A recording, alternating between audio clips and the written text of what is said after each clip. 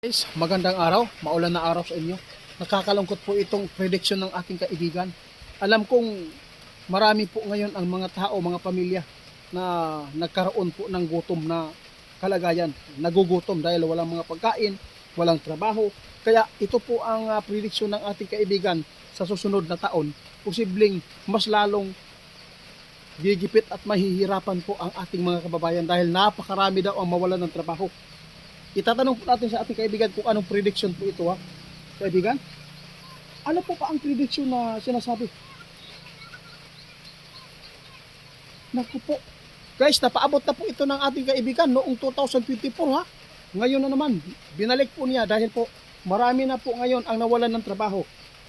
Di ba? Mayroon pong ipinapaabot si kaibigan doon kung sino man po ang nakaalala at nakapanood na binigyan po niya ng prediction dahil sa AI, sa computer, ha. Dahil sa AI, mga idol, maraming mga tao ang mawawalan ng trabaho. Isa na po dito ang mga IT. Oh, grabe. Mag-comment lang po kayo, idol, sabi ng ating kaibigan kung mayroon na bang nakaranas nito. Kung mayroon na bang mga trabahante dyan na nawalan ng trabaho. Alam po ninyo kapag ang AI, mga idol, kahit ano po ang ipagawa mo doon, kahit ano pa ang itanong mo doon sa AI, masasagot nila. Pwede po nilang trabahuin. Oh, Diyos ko. Na, talagang mangyayari ang sinasabi ni Indy Pires, mga idol, na maraming tao ang magugutom talaga dahil po napakaraming mga tao ang mapinsala dahil sa trabahong ito. Yung nakakaawa ng mga course, mga idol, yung nasa computer, yun po. Dahil marami na po ngayon ang nag-alala. Ito ang sabi ng ating kaibigan, nakuha po ito ng impormasyon nila dahil po nung ipinapaabot po nila yung hula, kasi yung mga hula po ng ating kaibigan na nakaraan, ibinabalik po niya tayo sa pagpaalala. Tulad ngayon, anong nangyari? Napakarami na siguro ang mga tao ngayon na wala ng trabaho. Marami na nagugutom.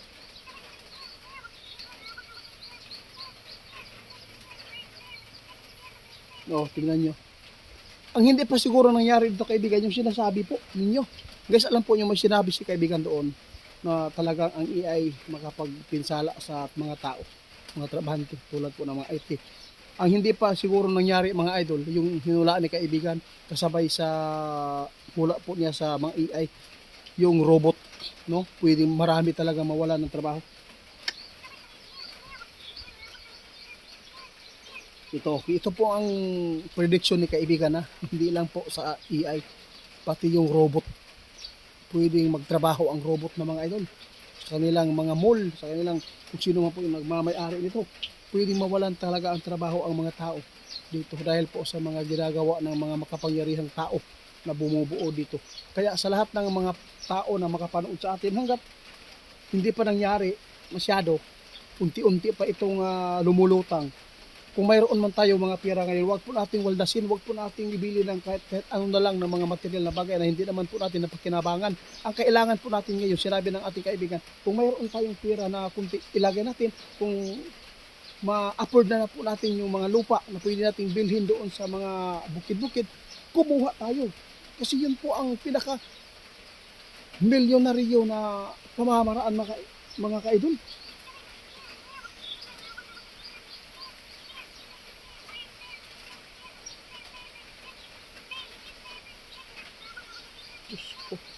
Oh, mga idol, mas titindi pa ito dahil po grabe na po ngayon ang ginawa sa AI at grabe na po ang ginawa ng mga tao ngayon, mga idol.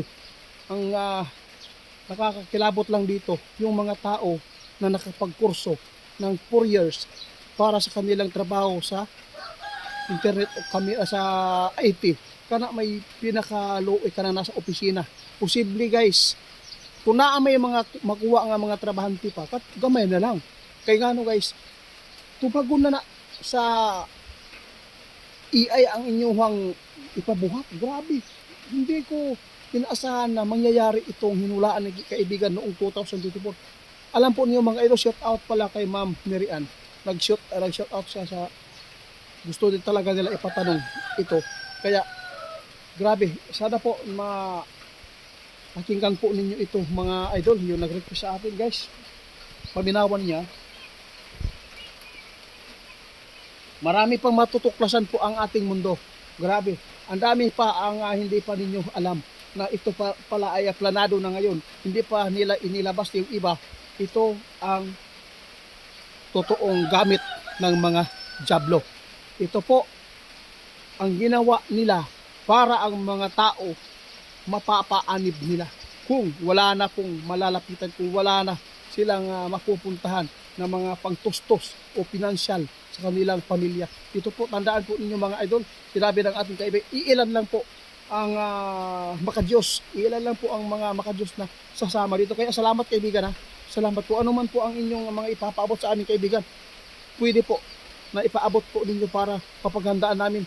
Malaking tulong po ang inyong advice. Kung mayroon po tayong mga pera ngayon, huwag nating iwaldas. Ibili po natin ng lote na sarili natin. Kung sakali man na magipit, mayroon tayong matataniman ng mga pagkain na sa bukid. Kaya salamat po.